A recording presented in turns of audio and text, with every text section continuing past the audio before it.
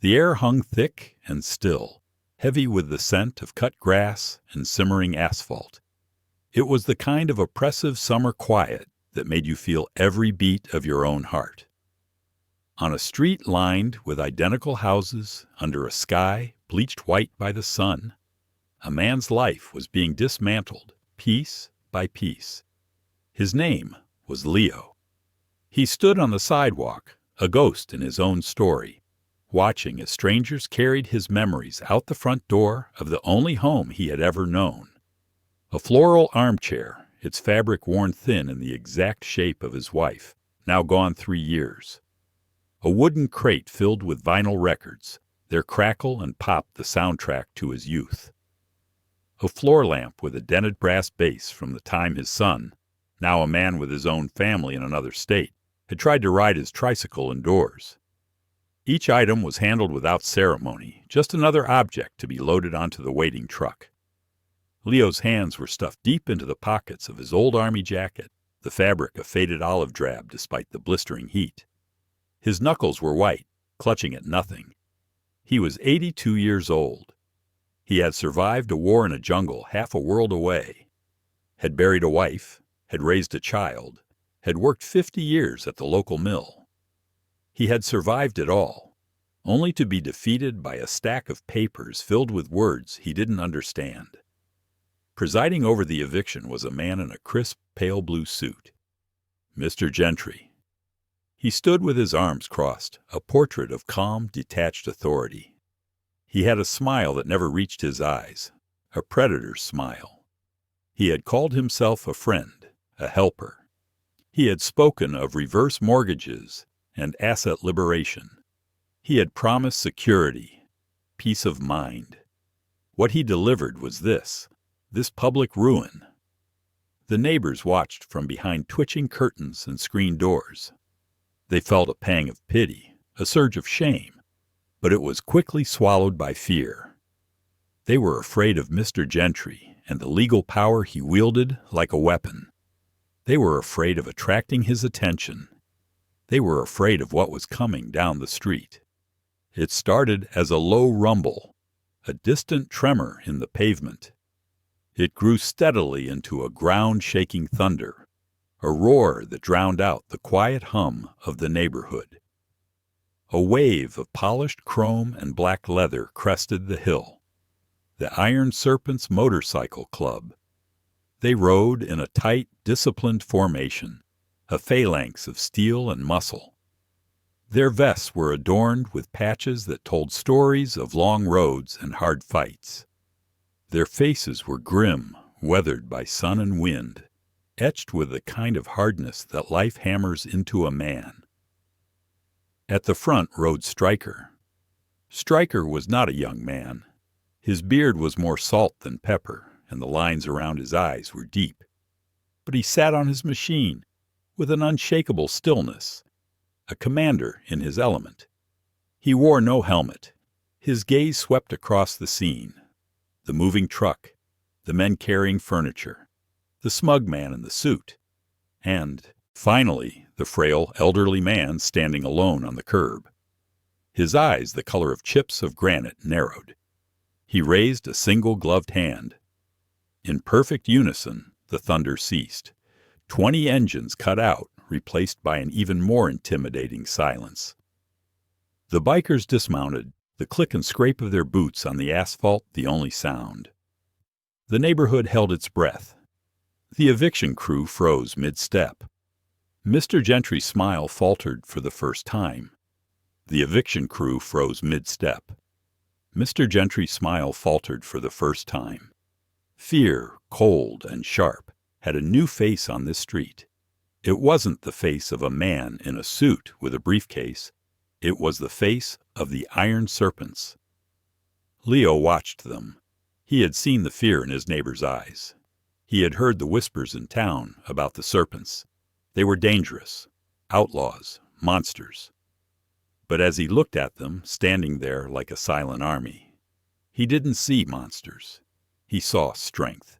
He saw power, and he had nothing left to lose. He took his hands out of his pockets. He straightened his back, a lifetime of military discipline rising through the fog of his despair. He took a single, shuffling step away from the curb. Then another. He was walking toward them, toward the biggest, most frightening man he had ever seen. The street was a vacuum. Every eye was locked on the old man in the army jacket, walking with a slow, deliberate gait toward the president of the Iron Serpents. A collective gasp seemed to hang unspoken in the air. This was it. The moment the spark hits the gasoline. Stryker watched him approach. He saw the tremble in the old man's hands, but he also saw the iron resolve in his faded blue eyes. He saw a soldier, a survivor. He saw a man pushed to the very edge. When Leo was just a few feet away, Stryker swung his leg over his bike and stepped forward to meet him. He was a mountain of a man, covered in leather and tattoos, a stark contrast to Leo's fragile frame. The other bikers fanned out behind him, a silent, menacing wall. Leo stopped. He had to crane his neck to look up at Stryker's face. His voice, when it came, was a dry rasp, but it carried in the dead silence. You look like you've seen a thing or two." Stryker didn't smile. He simply nodded. "A few." "I need help," Leo said, the words costing him everything. "That man, he stole my house." The plea hung in the air, simple, devastating. It was an act of pure, desperate courage, trusting the monsters to save him from the man. Stryker's granite eyes didn't leave Leo's face. Then, in a movement that stunned everyone watching, the massive biker dropped to one knee. He brought himself down to Leo's level, looking him square in the eye. The gesture was one of profound, unexpected respect. "Tell me everything," Stryker said, his voice a low, gravelly rumble, but devoid of any menace. It was calm. It was steady. It was the sound of a promise being made. From behind them, a smooth, condescending voice cut through the quiet. "I'm sorry to interrupt this little gathering." Mr. Gentry stepped forward, his confidence returning. He held up a clipboard like a shield. "But this is a private property matter, sanctioned by the court. This man defaulted on his loan agreement." Stryker didn't even turn his head. His focus remained entirely on Leo. "Is that right?" he asked the old man. Leo shook his head, a tear finally escaping and tracing a path through the dust on his cheek. "He said it was help, a government program for veterans. He said I wouldn't have to worry about money again."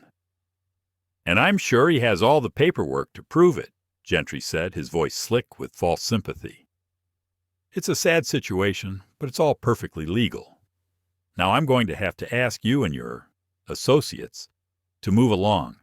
You're trespassing and interfering with a lawful eviction." Stryker finally rose to his full height. He turned slowly, deliberately, to face Mr. Gentry.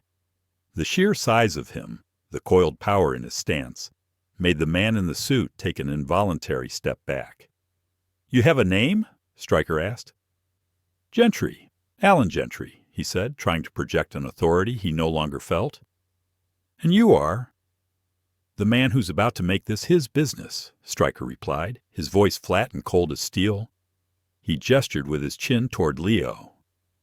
"This man is wearing a jacket from the 1st Cavalry. He fought at Ia Drang. Do you know what that means, Mr. Gentry?" Gentry just stared, his mouth suddenly dry. "It means he's walked through hell, so people like you could live fat and happy in paradise," Stryker continued, his voice dropping lower, each word a hammer blow. "And you repay him by stealing his home? Bad choice. Very bad choice." Gentry scoffed, a nervous, high-pitched sound. "This is absurd.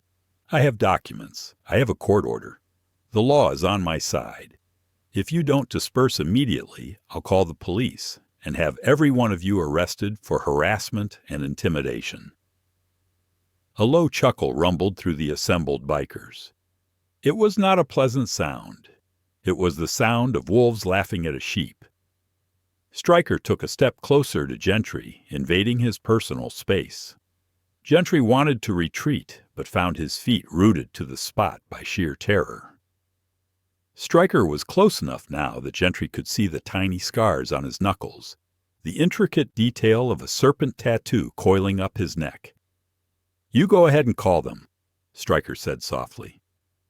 "But first we're going to take a look at those papers. And my men are going to put every single one of this soldier's belongings back in his house. Every last one. Gently." He turned his head slightly. "Bear, you heard me." A giant of a man, even bigger than Stryker, detached himself from the group. His name was Bear, and he was aptly named. He looked like he could wrestle a grizzly to a standstill. He walked over to the two eviction movers who were still frozen, holding a box of delicate china. "Put it down," Bear said. His voice was surprisingly quiet. The movers looked at Gentry, then at Bear, then back at Gentry. They were paid by the hour. This wasn't in their job description. They set the box down on the lawn and backed away with their hands up. "Now pick it up," Bear rumbled, "and carry it back inside." Gentry sputtered, his face turning a blotchy red. "You can't do this. This is my property. I'll sue you. I'll sue all of you." Stryker ignored him completely. He looked over his shoulder at another biker, a lean man with intelligent eyes and a laptop bag slung over his shoulder instead of a weapon. "Ghost, do what you do." Ghost gave a curt nod. He pulled a slim, powerful laptop from his bag, flipped it open, and sat on the curb. His fingers began to fly across the keyboard, a blur of silent, efficient motion. Stryker turned his attention back to the trembling man in the blue suit. "You mentioned paperwork," he said, holding out a hand. "I'd like to see it." Gentry clutched his clipboard to his chest like a life raft. "I am not obligated to show you anything." "I think you are," Stryker said, his voice dropping to a near whisper. "Because right now, this whole street is our office, and we're conducting an audit." The standoff was absolute. Gentry was trapped between a wall of silent, immovable bikers, and the dawning horror that his perfectly legal, perfectly predatory world was about to be torn apart by men who operated by a different set of laws. The law of honor, the law of the pack. While Stryker held Mr. Gentry in a state of suspended animation, with nothing more than his gaze, the rest of the club moved with quiet purpose. Bear directed the now compliant eviction crew, his massive presence ensuring every item was returned to the house with the care of a museum curator. Another biker, known only as Doc, a former combat medic with haunted eyes and steady hands, gently guided Leo to sit on his own porch swing, which had just been returned to its rightful place. "Just take a deep breath, soldier," Doc said, his voice soothing. He handed Leo a bottle of water. "Dehydration is a risk in this heat.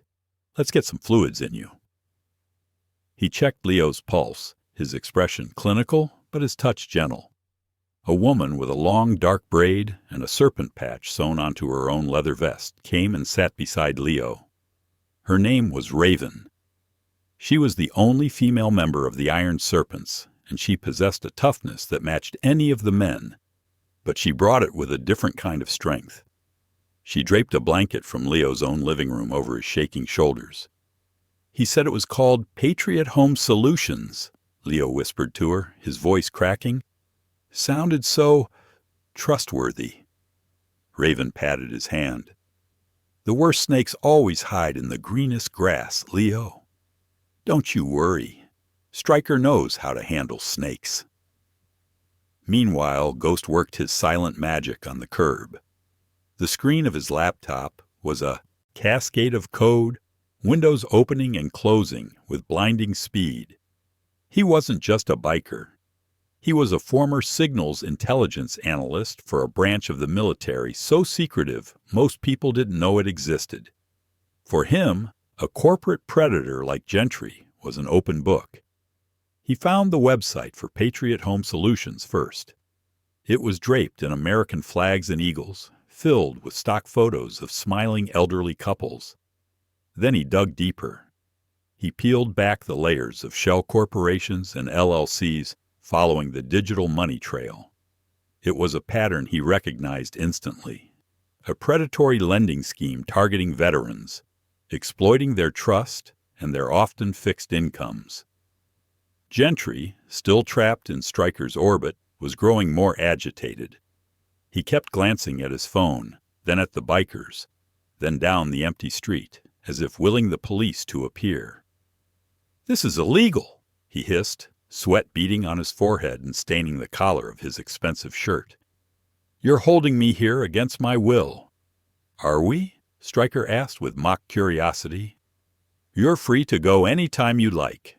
"Of course," he added, gesturing to the silent circle of bikers surrounding them. "You might find the path crowded." The message was clear. You can leave, but you won't get far. Ghost looked up from his laptop. "Stryker." Stryker turned his head. "Talk to me." "It's a classic foreclosure rescue scam," Ghost said, his voice loud enough for Gentry and the listening neighbors to hear. "He targets seniors with significant home equity, offers a special veteran reverse mortgage with an impossibly complex contract and balloon payments designed to trigger an immediate default. The paperwork Leo signed probably gave Gentry power of attorney." He paused, then delivered the killing blow. "He's done it 17 times in the last 2 years, across 3 states. There's a warrant for a man matching his description in Arizona for felony elder fraud." The mask didn't just slip from Gentry's face. It shattered. The smug confidence evaporated, replaced by the raw, naked panic of a cornered rat. His face went pale, his eyes darting wildly. The suit no longer looked sharp. It looked like a costume on a coward. "That's a lie," he shrieked, his voice cracking. "Slander! You have no proof."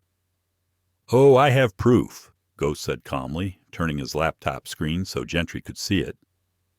Displayed was a high-resolution copy of Gentry's driver's license photo from the Arizona DMV, right next to a wanted poster from the Maricopa County Sheriff's Office. Facial recognition is a wonderful tool. They've been looking for a Mr. Vance for 6 months. Looks like you found a new name and a new hunting ground. Gentry stared at the screen, his mouth opening and closing like a fish. All the fight went out of him. The bluster, the arrogance, the righteous indignation, it all collapsed inward, leaving a hollowed-out shell of a man. He knew he was beaten. This was the moment of unmasking. This wolf, stripped of his sheep's clothing, was revealed for what he was, a pathetic scavenger who preyed on the honorable and the old. "You think you're so tough," Gentry whispered, a last desperate gasp of defiance. "Hiding behind your leather and your engines. You're just thugs." Stryker leaned in close, his voice a venomous whisper. "We may be thugs, but we don't steal from the men who bled for our freedom. There's a difference. It's called a code. You should look it up. You'll have plenty of time." Gentry finally broke. He shoved past Stryker, a wild, panicked energy propelling him. "I'm calling the police!" he screamed, fumbling for his phone. He was finally doing what he had threatened to do all along. "Good," Stryker said to his back. "They're already on their way." Gentry froze, his finger hovering over the screen. He turned back slowly, a new kind of dread on his face. "What?" Stryker pulled out his own phone, an old, durable flip phone that looked as tough as he did. "I made a call while you were posturing. Not to the local boys. They can be complicated. I called an old friend, a guy I served with. He's a U.S. Marshal now, specializes in multi-state financial crimes. Funny enough, his office has been tracking your Mr. Vance for months. He was very, very happy to hear from me." As if on cue, 2 sleek, dark sedans with government plates turned onto the street from the far end. They didn't use sirens. They didn't need to. Their presence was authority itself. They glided to a stop, boxing in Gentry's luxury car. 4 men in sharp suits and tactical vests emerged. They moved with the crisp, efficient economy of federal agents. One of them, a man with a square jaw and determined eyes, walked directly toward Stryker. He completely ignored Gentry. "Stryker," the marshal said, extending a hand. "Been a long time." "Frank," Stryker replied, shaking it. "Thanks for coming so quick." "Our pleasure," Frank said, his eyes finally flicking over to the shell-shocked Gentry. "We've been waiting to have a chat with this gentleman for a while. Mr. Gentry. Or is it Vance today? Or maybe Croft, like you used in Nevada?" Gentry was paralyzed. The world had turned upside down. The thugs were talking to the law.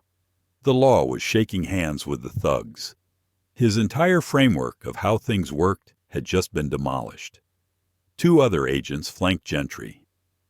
"Alan Gentry, also known as Mark Vance, you are under arrest for wire fraud, mail fraud, and felony financial abuse of an elder," one of them recited in a monotone. "You have the right to remain silent." As they cuffed him, Gentry's last shred of composure vanished. He tried to pull away, a desperate, futile struggle. "This is a mistake. They assaulted me. They're a criminal gang." Marshal Frank looked at the Iron Serpents, then back at Gentry. "From where I'm standing, son, it looks like these citizens were just helping a decorated veteran move his furniture back into his house. The house you were trying to steal." The bikers didn't move. They formed a silent, unmoving semicircle, a jury of their own making, watching justice being served. They didn't cheer. They didn't gloat. Their victory was in the quiet finality of the moment. Gentry was led away, a whimpering, defeated man in a sweat-stained suit, his life of predation over. The neighbors, who had been watching from their windows, began to emerge from their homes. They looked at Leo, safe on his porch. They looked at the federal agents, and they looked at the Iron Serpents, not with fear anymore, but with a dawning, bewildered respect. Justice was served. Not in a courtroom months from now, but right here, on the sun-baked asphalt, delivered by a pack of men the world had written off as monsters. With Gentry gone, the oppressive tension on the street finally broke, replaced by a strange, almost sacred quiet. The federal agents were efficient, taking statements from Leo, collecting the fraudulent paperwork Gentry had left behind. Marshal Frank gave Stryker a final, knowing nod before getting into his sedan and driving away. The legal machine was in motion, but the Iron Serpent's work was not done. Stryker turned to his men. "All right, let's get this house put back together." What happened next was a miracle on a suburban street. The bikers, these men who looked like they were born for brawls and cross-country runs, transformed into the most careful and considerate moving crew imaginable. Bear, the enforcer, carried the fragile box of china inside as if it contained a live bomb, his huge, clumsy-looking hands surprisingly delicate. 2 other bikers, known as Wrench and Diesel, immediately began inspecting Leo's front door, which had been damaged by the eviction crew. They produced a small toolkit and began to repair the lock and reinforce the frame. The neighbors watched in stunned silence for a few moments. Then something shifted. An elderly woman from across the street, Mrs. Gable, walked over with a pitcher of iced tea and a stack of plastic cups. "You boys look like you could use this," she said, her voice trembling slightly. Bear took a cup. "Thank you, ma'am." His gruff voice was full of genuine gratitude. That one small act broke the dam. Soon other neighbors emerged. One brought sandwiches. Another, a retired carpenter, offered to help wrench with the door. The street, once divided by fear and suspicion, was now united in a common purpose: to right a wrong, to restore a man's dignity. Raven stayed by Leo's side on the porch swing, listening as he began to talk, the words pouring out of him, now that the pressure was gone. He spoke of his wife, of the garden she used to keep, of the day he bought the house 55 years ago with his savings from the army.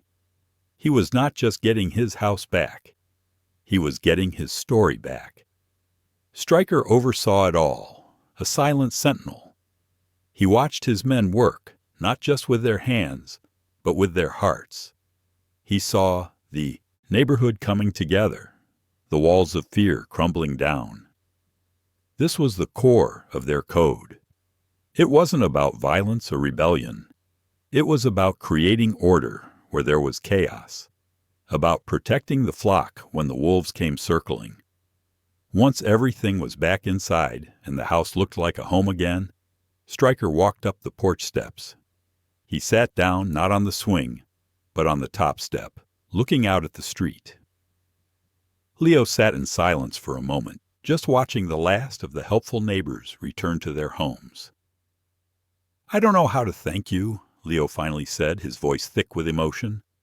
Stryker shook his head. "No thanks necessary. We look out for our own." "But I'm not one of you," Leo said, gesturing to Stryker's leather vest. Stryker tapped the faded 1st Cavalry patch on Leo's jacket. "This says you are. You just wear a different uniform." He paused, his gaze distant. "A lot of us, when we came home, we didn't fit anymore. The world we fought for didn't have a place for us. We were too loud, too rough, too broken. So we made our own place." He looked at Leo, his eyes filled with a deep, ancient understanding. "We became the monsters everyone thought we were, so we could have the strength to fight the real ones. The ones in suits, the ones with smiles and contracts, the ones who prey on good men like you." It was a confession and a mission statement all in one. It was the story of the Iron Serpents, a story of wounded men who had become healers, of outcasts who had become guardians. Stryker stood up. "We're going to make sure Gentry's scam is fully dismantled.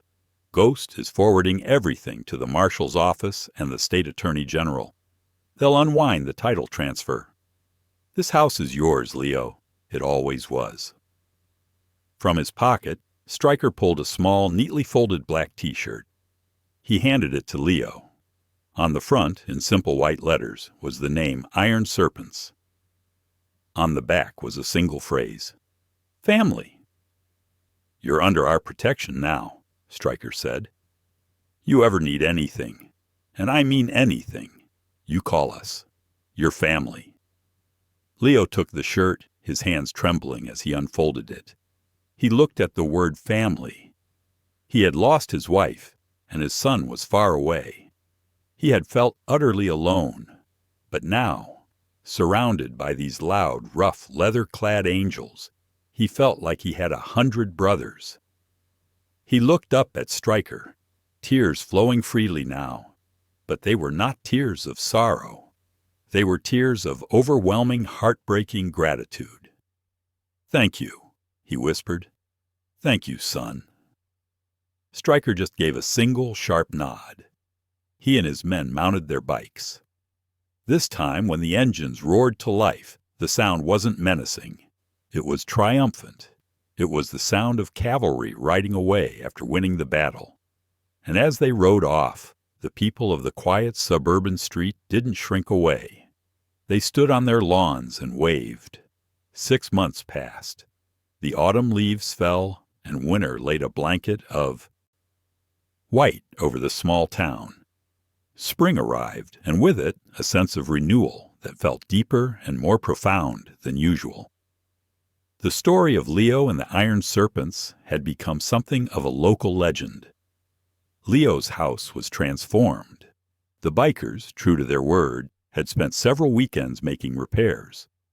A new roof, a fresh coat of paint, and a perfectly manicured garden planted by Raven and Mrs. Gable from across the street had restored the home to its former glory.